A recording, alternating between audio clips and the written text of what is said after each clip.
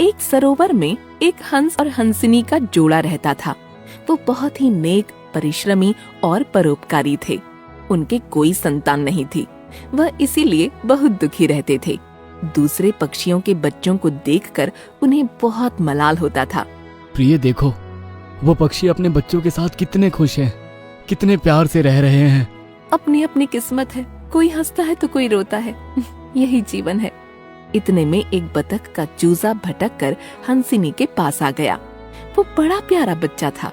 हंसिनी ने उसे बड़े प्यार से अपने पास ले लिया। उसी समय उस चूजे की माँ दौड़कर हंस हंसिनी के पास आई और झट से अपने बच्चे को अपने पास ले लिया और रास्ते में समझाने लगी, बच्चे चलो यहाँ से, इनके पास कभी मत जाना। माँ, वो दोनों बहुत अच्छे हैं। उन्होंने मुझे प्यार से अपने पास बुलाया था। आप उनके पास जाने से मुझे क्यों रोक रही हो?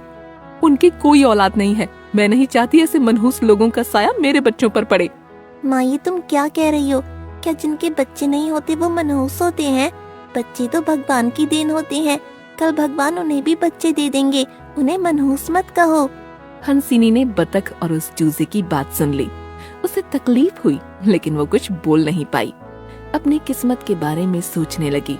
हंस उसे समझाने लगा, प्रिय देखो, किसी की बात को दिल से मत लगाओ। भगवान हमें भी देगा, बस उसी से आस लगाओ। भगवान कब देंगे? आज अगर हमारे बच्चे होते तो वो बतख हमारे बारे में ऐसा नहीं कहती। अब मुझसे सब्र नहीं होता। हंसिनी की आंखों से आंसू बहने लगे। उसने कुछ खाया पिया नहीं। इसके बाद शाम ढल गई। सभी पक्षी अपने अपने आशियाने की तरफ चले गए।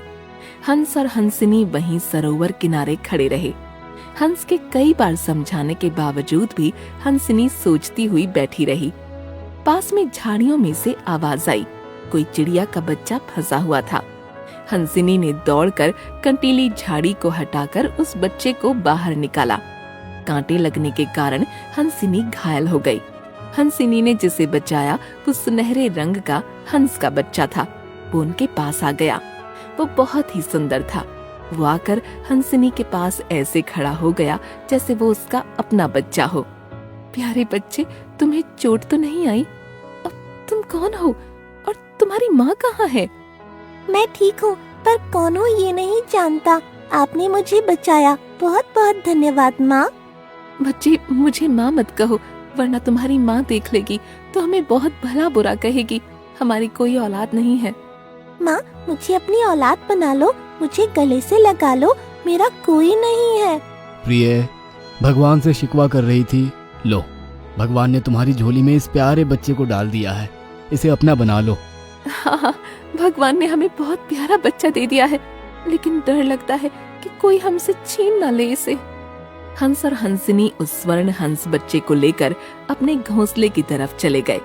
सवेरा हुआ तब आसपास दूसरे पक्षी और बतख आ गए। हंसिनी, ये किसका बच्चा है? ये मेरा ही बच्चा है। तुम झूठ बोल रही हो, तुम्हारा कोई बच्चा नहीं है। तुम बांझ हो और बांझ ही रहोगी। भगवान ऐसे मनहूस को बच्चा नहीं देते। मेरी माँ को मनहूस मत कहो, ये दुनिया की सबसे अच्छी माँ है। माँ, मैं आपका ही बच्चा हूँ। इस हंसिनी ने इस बच्चे पर जादू कर दिया है। चलो, इस बच्चे को इससे छुड़ाया जाए। बतख जैसे ही सुनहरे हंस के बच्चे की तरफ बढ़ी, उसी समय चूजे के शरीर से एक रोशनी निकली। बतख को उसी रोशनी से करंट का झटका लगा और वो नीचे गिर गई। ओए माँ, मर गई। ये बच्चा है या चलता फिरता करंट? ऐसा झटका लगा कि कमर टूट गई। अब यहाँ से जाने में ही समझदारी होगी। हाय! सभी पक्षी वहाँ से चले गए। हंस हंसिनी रात्रि में अपने घोंसले में आराम करने लगे। उसी समय बतख अपनी चोंच में जलती हुई आग की डंडी लेकर हंस हंसिनी के घोंसले में आग लगाने के लिए आई। वो घोंसले में आग लगाना चाहती थी। बतख काकी, आपने ये क्या कर दिया? अपने ही घोंसले में आग लगाकर आ गई। जाओ, पहले अपने घोंसले की आग बुझाओ, वरना जलकर राख हो जाएगा। बतख ने मुड़कर देखा तो उसका अपना घोंसला जल रहा था। वो तेजी से दौड़कर आग बुझाने चली गई। कहते हैं, जो दूसरों के लिए गड्ढा खोदते हैं वो पहले गड्ढे में गिरते हैं। मुझे माफ कर दो, मैंने जलन के बस में बहुत गलत कदम उठा लिया। मुझे मेरी गलती की सजा मिल गई। मैं और मेरे बच्चे बेघर हो गए। अब तुम्हें सचमुच का पछतावा हो रहा है। मेरे बच्चे, हमें इनका घरौंदा ठीक करना चाहिए। हम सब मिलकर इनका घोंसला बनाएंगे। सुनहरे हंस के बच्चे ने अपनी आंखों से जादू किया और बतख का घोंसला फिर से तैयार हो गया। सभी बच्चे और बतख प्रसन्न मुद्रा में घोंसले में बैठ गए। सुनहरा हंस का बच्चा अपने हंस हंसनी माँ बाप के साथ लिपट गया।